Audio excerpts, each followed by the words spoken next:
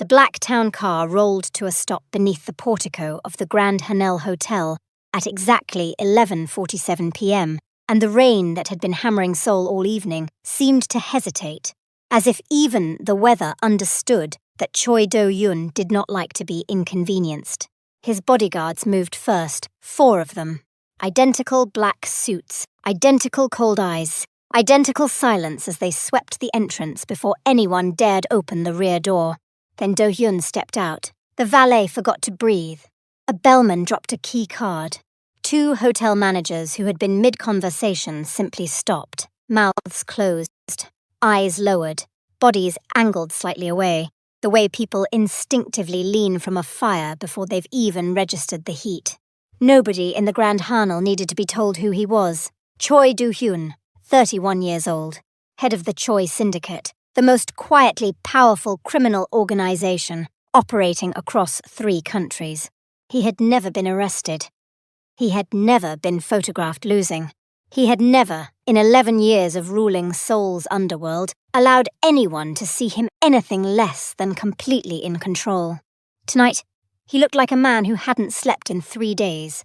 Because he hadn't. His black jacket hung perfectly on his frame. His tailor saw to that, regardless of what was happening underneath. But there were shadows beneath his eyes that no tailor could fix. His jaw was tight. His steps were measured with the deliberate precision of someone who has learned to perform strength when the real thing is running out. One of his men moved forward with an umbrella. Do-Hyun didn't even look at him. "Sweet. Yes, sir. The penthouse is prepared, Director. The doctors?" A pause. "They left an hour ago, sir," they said. "I know what they said." He walked through the entrance. The lobby crowd. Wealthy guests, suited businessmen, women dripping in event jewelry, parted without being asked. Conversations died in radius around him. Someone near the bar actually set down their glass. He hated this hotel. He hated every hotel that looked like this. Marble and gold and chandelier light, carefully arranged to make powerful men feel powerful. He knew the truth beneath the luxury. Every smile in this lobby was protecting something. Every handshake here had a price. And somewhere in this building, his enemies were counting the dark circles under his eyes and calling them opportunity. His phone vibrated. His mother. He stopped walking, pressed the phone to his ear. "You checked in?" Her voice was warm in the particular way that always preceded something sharp. "I'm at the door. The doctors called me. A beat. Do-Hyun. They said you haven't slept in. I'm handling it. You've been handling it for 6 months. Her tone softened into something that was almost worse than anger. It was fear. "Your father never slept either, toward the end. Do you remember that? How he would just sit in the dark and, I remember." Silence on the line. "There is a difference," he said finally, "between me and my father." "Is there?" she asked quietly. He was also very sure he could control everything alone. His grip on the phone tightened. He didn't answer. "Come home when this business is finished. Come home and let me. I'll call you tomorrow." He ended the call. The elevator doors opened in front of him. His reflection stared back from the mirrored interior. The expensive suit, the controlled face, the eyes that gave nothing. He stepped inside. The doors closed. And in the silence between floors, for just 3 seconds, Choi Do-Hyun let his eyes close and felt his body sway with an exhaustion so deep it had become its own kind of violence. He didn't know, in that moment, that 5 floors above him, a maid named Helena was finishing her late shift. Quietly, without complaint, the way she did everything, and that in approximately 4 hours, she would knock on his door with a glass of cold water she hadn't been asked to bring. He didn't know that her voice would do what medicine couldn't.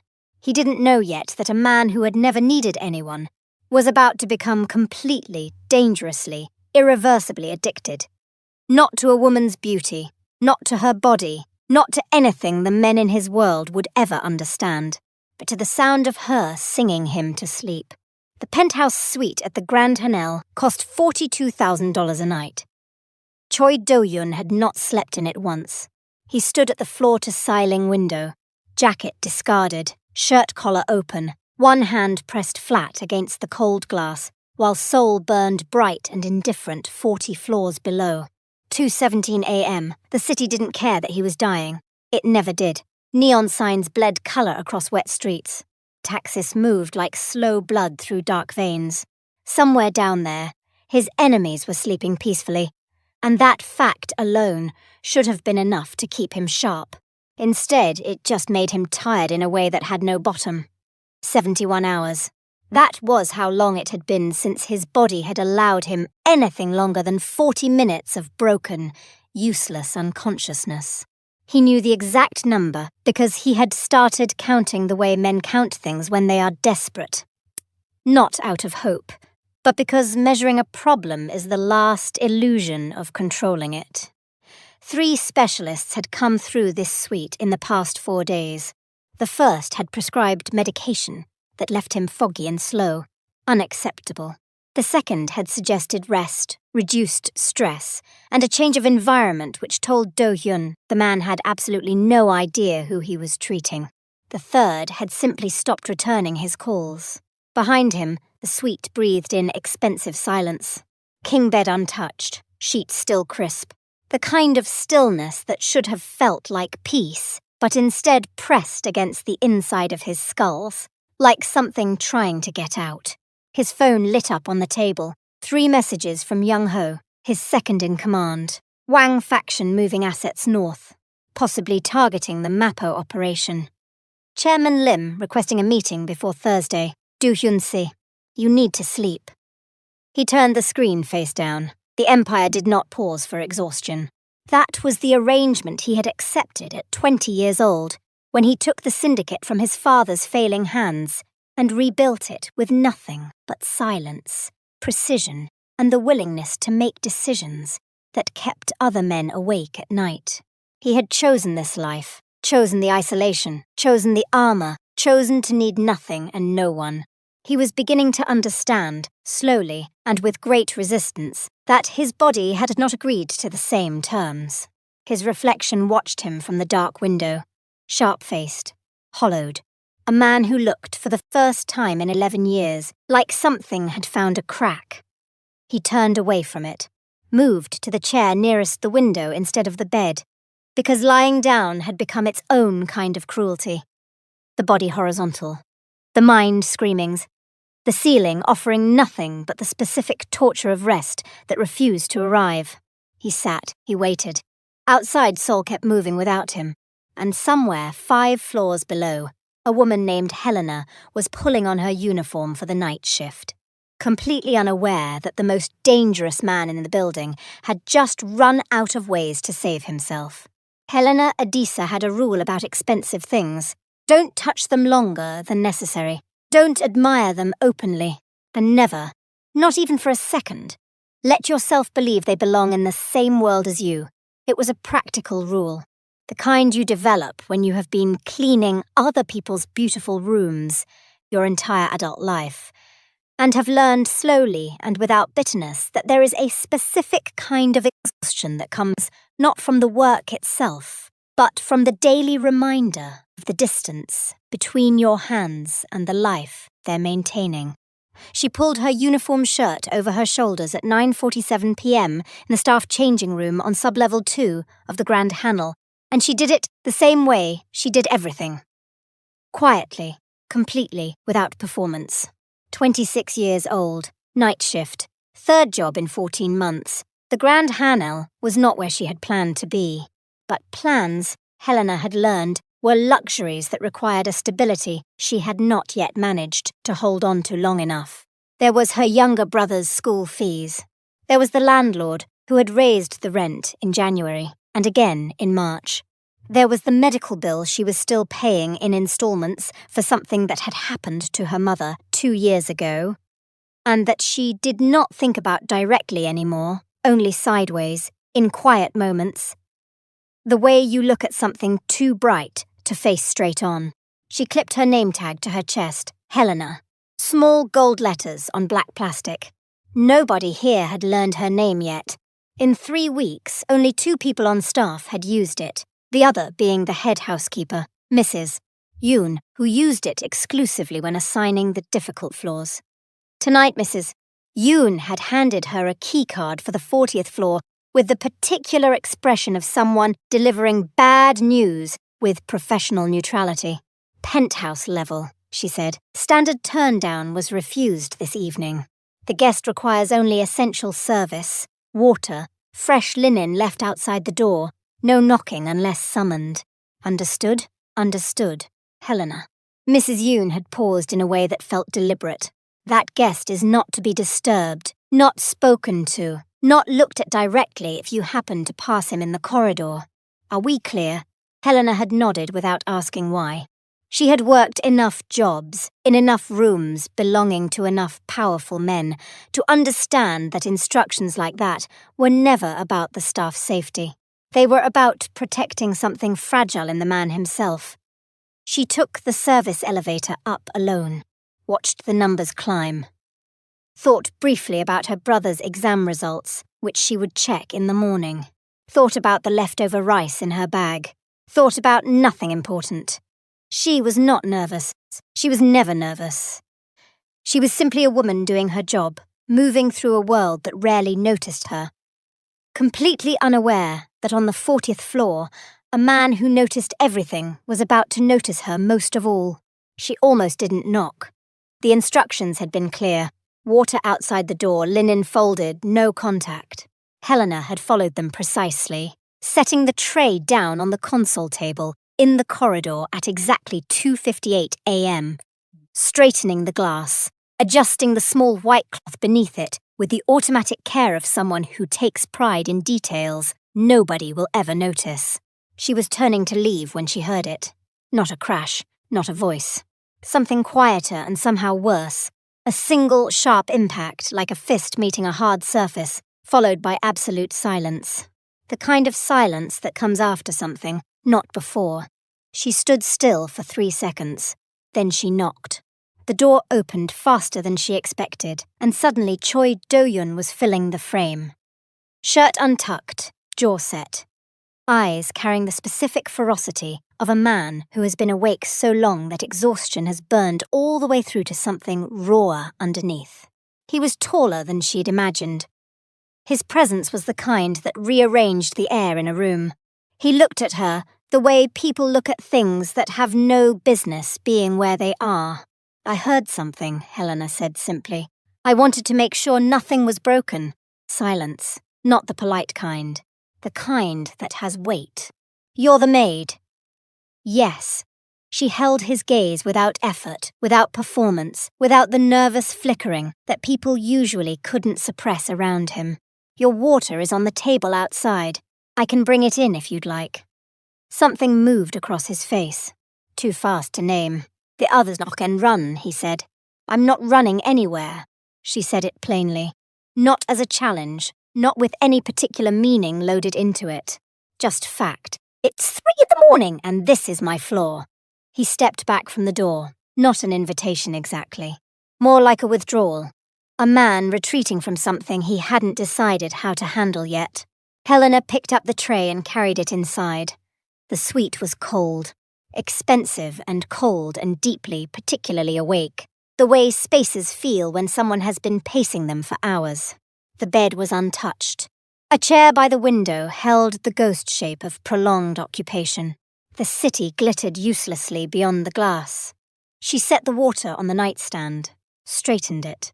Then, because the silence in the room had a texture she recognized, the exhausted, cornered silence of someone who has stopped knowing how to ask for help, she did something she could not entirely explain. She began to hum, barely audible. An old melody, soft and unhurried, the kind her mother used to move through the house with on slow Sunday mornings. She wasn't performing it. She wasn't even fully conscious of starting. She was simply filling a room that needed something human in it. Behind her she heard Do-Hyun sit down. She didn't turn around. She finished straightening the nightstand, smoothed the edge of the linen, and moved toward the door with the same quiet efficiency she brought to every room on every floor. "Leave the door open," he said. His voice was different, lower, the command stripped of its usual armor. Helena paused at the threshold. "Good night," she said, and she stepped into the corridor, leaving behind a silence that, for the first time in 73 hours, Choi Do-Hyun did not feel the need to fight. He slept for 4 hours. Do-Hyun did not realize this until he woke and saw the light. Pale grey Seoul morning pressing through the gap in the curtains, and understood with the disoriented clarity of someone surfacing from unexpected depth that he had been unconscious. Genuinely, completely unconscious. Not the 40-minute collapse his body had been rationing him for weeks. 4 hours of real, uninterrupted sleep. He sat up slowly. The water glass on the nightstand was still full. The door to the corridor was open exactly the width she had left it. He stared at it for a long moment. Then he called Young-ho. "I need the night shift schedule for housekeeping. 40th floor." A pause on the line. "Sir, the schedule, Young-ho. Tonight and the rest of the week." He ended the call before his second-in-command could form whatever question was visibly assembling itself on the other end. 4 hours. He turned it over in his mind the way he turned over problems, methodically, without sentiment. He was not a man who believed in accident or coincidence. Everything had a mechanism. Everything could be located, isolated, and reproduced if you understood its structure. The girl had come into the room. She had hummed something. The particular frequency of it, or the absence of threat in her presence, or some combination of atmospheric factors he hadn't yet identified. Something had unlocked a door in his nervous system that 3 specialist physicians had failed to find with all their degrees and prescriptions. It was simply a variable he intended to control. That was all. By the second night, he had arranged for Helena to be assigned exclusively to the penthouse level. Mrs. Yoon had received a call from hotel management, a quiet adjustment in staffing, no explanation given. Helena would not have been told why. She would simply find the 40th floor on her assignment card and come. She came at 11:30 p.m. with fresh linen, and that same unhurried quality. And Do-Hyun was sitting at the desk, pretending to review documents when she let herself in. "The air conditioning unit," he said, without looking up. "It's making noise." Helena looked at the air conditioning unit. It was silent. Perfectly, obviously silent. "I'll have maintenance notified," she said, in a tone that suggested she was filing this information from somewhere neutral and making no further comment on it. She moved through the room, replaced the water, smoothed the linen with practiced hands. And then, there it was, so quiet it was almost nothing. She began to hum while she worked. Do-Hyun's pen stopped moving. He did not look up. He was careful not to look up. But something in his chest that had been clenched for weeks loosened by exactly 1 degree, and he breathed in slowly through his nose and said nothing, and let it happen. By the 3rd night, he stopped manufacturing reasons. He simply left a message with the front desk. "Send the same maid." Do-Hyun had been desired by women his entire adult life. He understood desire. He understood the way it operated. The calculation underneath the softness, the agenda dressed as affection, the particular hunger that powerful men attracted, and that had nothing, truly nothing, to do with them and everything to do with what they represented. He had watched it destroy his father. He had filed it away as a known threat and moved accordingly. What Helena made him feel was not that. He sat with this observation on the 7th night, watching her from across the room while she changed the water carafe on the sideboard. She was humming again. She always hummed while she worked, unconsciously the melody shifting each night like weather. Tonight it was slower, something without a name he recognized, in a minor key that felt like rain on glass. He was not looking at her the way men look at women they want. He was looking at her the way a man looks at the only unlocked door in a burning building. That realization should have alarmed him. Instead, he just sat there and let the melody move through the room and felt the specific unwinding that happened only when she was present. The gradual release of a tension so chronic, he had stopped registering it as tension and had simply accepted it as the baseline condition of being alive.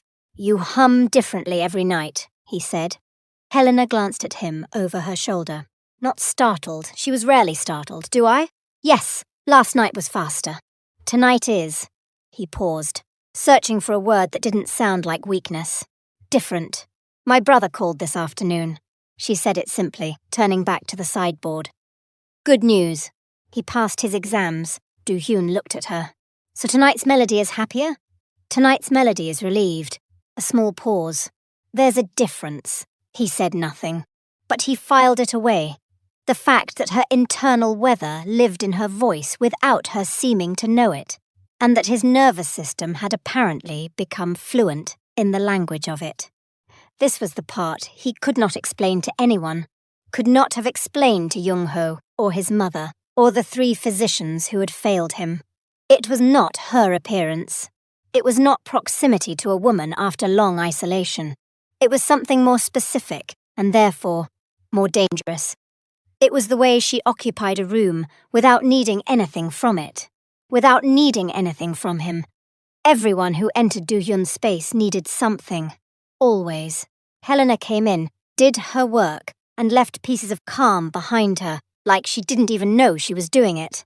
And he was collecting those pieces, hoarding them, if he was honest, storing them up against the long architecture of his nights, like a man who has discovered the only currency that actually spends.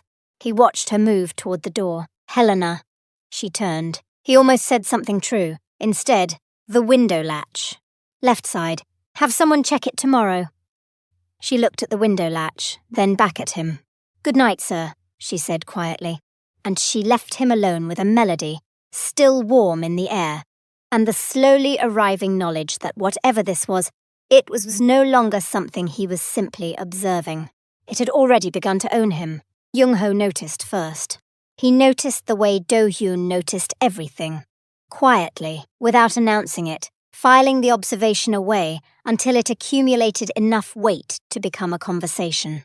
It took 11 days. 11 days of watching his boss arrive at morning briefings sharper than he had been in months. 11 days of watching the shadows beneath Do-Hyun's eyes lighten by degrees. 11 days of a man who had been operating at the dangerous, brittle edge of total collapse, slowly pulling back from it. Jung-ho was not foolish enough to ask why directly. Instead, on a Tuesday morning, he simply said, "The housekeeping assignment on 40. You've kept it consistent." Do-Hyun did not look up from the document in front of him. The service is satisfactory. Of course!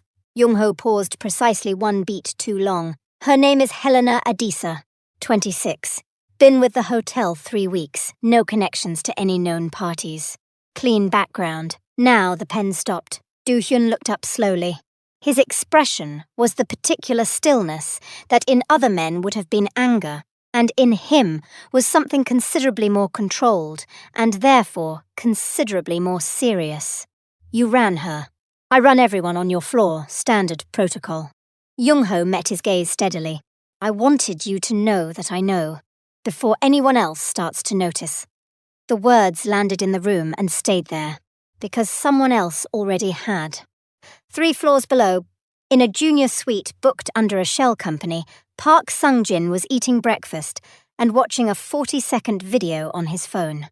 Security footage, corridor angle, slightly degraded quality, the kind that cost a certain amount to obtain from certain people inside certain hotels. It showed Do-Hyun's penthouse corridor. It showed a maid entering at 11:30 p.m. and leaving after midnight. It showed this happening on multiple nights. Park Sung-jin was the second son of a rival syndicate family who had been waiting 18 months for a crack in Do-Hyun's armor.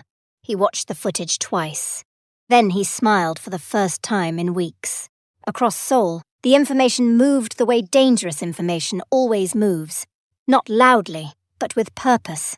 A word at a private dinner. A suggestion during a negotiation. Have you noticed Choi Do-Hyun seems distracted lately? Have you noticed he's been staying at the Hanel longer than business requires? Nothing explicit. Nothing that could be traced. Just the careful, surgical introduction of a question into the minds of men who made their living exploiting answers. Do-Hyun heard the first whisper by Wednesday afternoon. He sat with it in silence for a long time. Then he called Young-ho back in. "Double the corridor security on 40, he said, quietly. No explanation to the hotel. "And the maid?"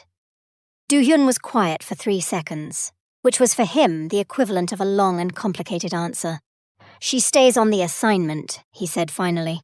Young-ho nodded once and left without another word, both of them understanding without saying it that something had just shifted from private comfort into active vulnerability, and that in Do-Hyun's world, vulnerability had only ever ended one way. They came for her on a Thursday, not violently.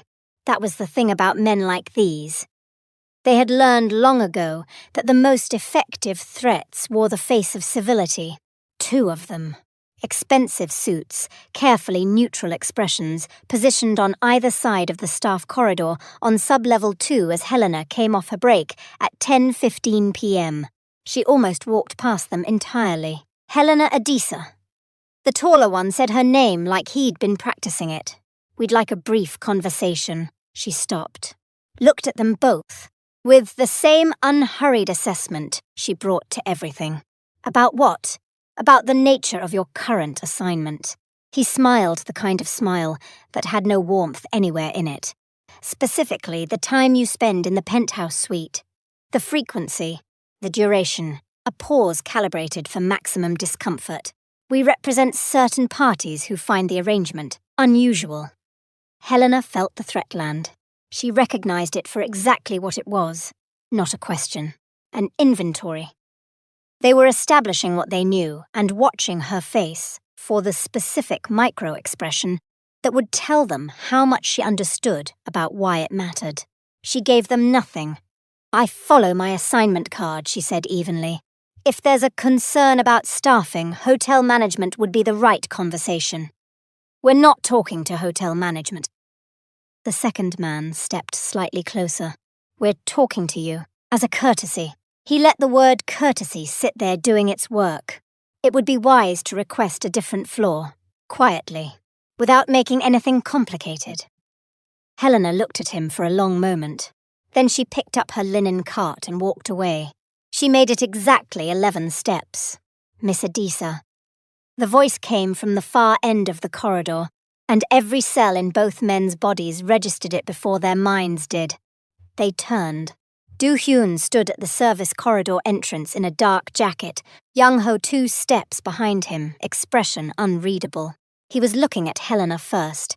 A single, sweeping assessment, checking for damage, and then, only then, did he move his eyes to the 2 men. The temperature in the corridor dropped by several degrees. "Sir," the taller one began, "I know who sent you." Do-Hyun's voice was completely level. That was what made it frightening. Not volume, not anger, but the total, almost clinical absence of either. He walked forward, slowly.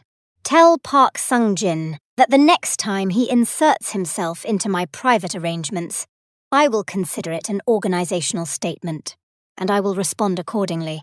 Neither man spoke. "Leave the hotel," Do-Hyun said simply. Tonight, they left. The corridor was silent. Helena stood beside her cart, linen still in her hands, and said nothing.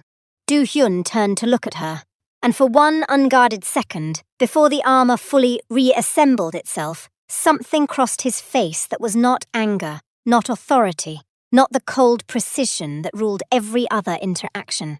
It was fear, not of his enemies, of what he had just revealed to every single person in that corridor, including her.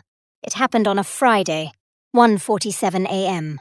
Helena was changing the water carafe when the lights went out. Not a flicker, not a gradual dimming. The entire penthouse level dropped into blackness with the completeness of something deliberate.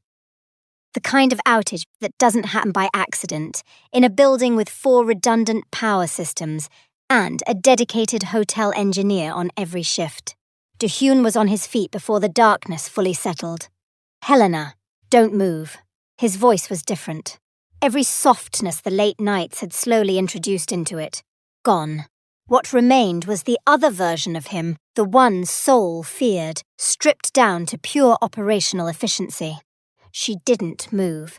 He crossed the room in the dark with a certainty that told her he had already mentally mapped every piece of furniture, every exit, every variable. She heard him reach the door, heard the quiet, specific sound of a lock engaging, then a second one. Then his phone screen lit the room in pale blue as he typed a single message to Jung-ho. The response came in 4 seconds. 3 men, service stairwell, 2 minutes out. Everything in Helena's body went very still. "There's a panic room," Do-Hyun said, moving back toward her through the dark. "Behind the wardrobe panel, left side. I'm going to put you inside it, and you are going to stay there regardless of what you hear. Understood? And you?" she asked. "That's not the conversation we're having right now." "Do-Hyun?" He stopped. She had used his name without honorific for the first time, and it landed between them like something breakable. In the blue light of his phone screen, she could see his face, the controlled exterior fully present, but underneath it, something she recognized now. The exhaustion, the cost of being this person, in this body, in this moment. He was not well. She could see it. The slight unsteadiness he was managing through pure will, the way his left hand had found the wall beside her. 70-hour weeks, broken sleep even now, a body running on the fumes of what she had managed to give him. He was standing like a man who intended to fight and was quietly, privately unsure his body would agree. "You're not at full strength," she said quietly. "I'm sufficient." A sound from the corridor. Close. His hand closed around her arm, firm, careful, guiding her toward the wardrobe panel. She went. The panel opened inward, and she stepped into the narrow darkness of it and turned to face him. In the last sliver of light before he closed it, she saw his face one final time, not afraid. Something beyond afraid. A man who has identified exactly what he cannot afford to lose and placed himself physically between it and everything coming. The panel clicked shut, and Helena stood in the dark, heart steady, hands pressed flat against the wall, listening to the sound of the most dangerous and most fragile man she had ever met. Fighting to stay standing. He won. That was the part that mattered tactically. Jung-ho arrived with 4 men inside 90 seconds. Park Sung-jin's people were contained before they cleared the stairwell, and the situation was resolved with the quiet, thorough efficiency that the Choi syndicate had built its reputation on. No casualties, no evidence, no trace by morning. Do-Hyun sat on the edge of the untouched bed afterward, jacket torn at the shoulder, a cut across his left palm, wrapped in a hotel towel, and stared at the wardrobe panel. He had not opened it yet. Jung-ho stood in the doorway. "It's clear, all 3 are in custody. Park Sung-jin will be addressed. Before sunrise, a pause, Yun-si. You're bleeding." "I know. The doctor." "Jung-ho." His voice was quiet. "Final. Give me the room." Jung-ho left. Do-Hyun crossed to the wardrobe panel and opened it. Helena stepped out slowly, eyes adjusting to the light, and looked at him. At the torn jacket, the wrapped hand, the controlled exterior doing its work, but fraying visibly at the edges now that the immediate danger had passed and his body was presenting its invoice for the evening. She didn't say, "Are you all right?" She could see he wasn't. She moved past him to the bathroom, ran water over a fresh cloth, came back, and without asking permission, took his injured hand in both of hers and began to clean the cut with the same focused, unhurried care she brought to everything. That was when it broke open in him. Not loudly. Do-Hyun was not a man built for loud. It was something quieter and more total. A wall that had been weakening for weeks, finally surrendering not to a battering ram, but to the unbearable gentleness of her hands on his. He watched her work, and understood, with the terrible clarity of a man who has spent 11 years being precise about everything, exactly what this was. It wasn't the sleep. It wasn't the melodies or the calm she left behind her in rooms. Those were symptoms. The actual condition was this. The way she handled his damage without flinching. The way she made his broken parts feel like something workable, rather than something shameful. He had not felt workable in a very long time. "I have to dismantle them," he said quietly. "Park Sung-jin, everyone connected to tonight. I have to end it completely. Helena looked up. Not for the syndicate, he held her gaze. For you. Because they know about you now, and that means you are not safe until they are gone, and I. He stopped. Rebuilt. I cannot function in a world where you are not safe. The words were as close as he knew how to get. Helena was quiet for a moment. Then she turned back to his hand and finished what she was doing. Then finish it, she said simply. No fear, no conditions, no performance of either bravery or fragility. Just that steady, devastating calm that had been undoing him since 3 a.m. on the first night. And Do-Hyun sat in it and finally stopped pretending it was anything other than the one thing he had sworn he would never need. Love, specific and irreversible, hers. It took 11 days to dismantle Park Sung-jin completely. Do-Hyun did it the way he did everything that mattered, methodically, without announcement, leaving nothing half-finished. Every connection severed, every asset frozen, every associate given a single, clear choice between distance and consequence. By the time it was done, Park Sung-jin's name had been quietly removed from every table in Seoul that counted. And the men who had whispered about Do-Hyun's weakness were busy recalibrating their understanding of what weakness actually looked like on him. It looked like this. It looked like everything they had ever built, gone.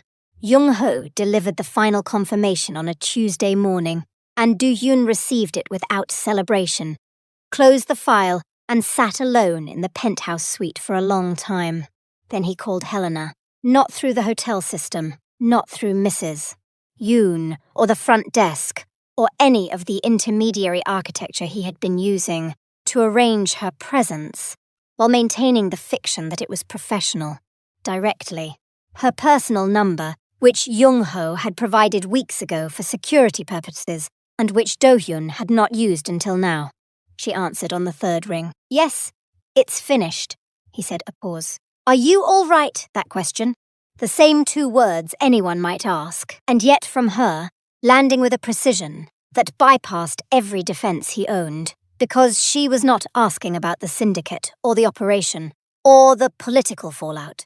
She was asking about him, the actual him, underneath all of it. I don't know yet, he said, which was the most honest answer he had given anyone in years. I'm downstairs, she said. I picked up a shift. He almost smiled. I didn't arrange that. I know. A beat. I arranged it. He was quiet for a moment. Something moved through his chest. Slow and warm and enormous. Come up, he said. She came. She let herself in with the keycard that had simply never been deactivated, set fresh water on the nightstand out of what was now pure habit, and settled into the chair by the window. Not the maid's posture of someone waiting to be dismissed, but the particular ease of someone who has decided they belong somewhere and stopped apologizing for it. Do-Hyun lay down on the bed, the actual bed, sheets turned down, head on the pillow. The city glittering beyond the glass in its usual indifferent way. Helena began to hum, something in him that had been clenched for 11 years.